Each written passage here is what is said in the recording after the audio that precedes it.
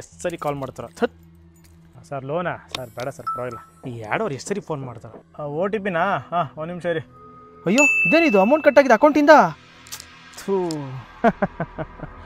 ಹೇಳಿದೆ ತಾನೇ O T P ಹೊಡಿಬಾರ್ದು ಅಂತ ನನಗೆ ಗೊತ್ತು ತಮ್ಮ ಈ ಥರ ಆಗುತ್ತೆ ಅಂತ ಸರಿ ಮತ್ತೆ ಈ ಥರ ಆಗಬಾರ್ದು ಅಂದ್ರೆ ಏನು ಮಾಡಬೇಕು ಅದು ಭಾಳ ಸಿಂಪಲ್ 160 ನಂಬರ್ ಸ್ಟಾರ್ಟ್ ಆದರೆ ಮಾತ್ರ ಅದು ಫೈನಾನ್ಷಿಯಲ್ ಇನ್ಸ್ಟಿಟ್ಯೂಷನ್ ಅಥವಾ ಬ್ಯಾಂಕ್ ಅವ್ರದ್ದು ಅಂತ ಅರ್ಥ.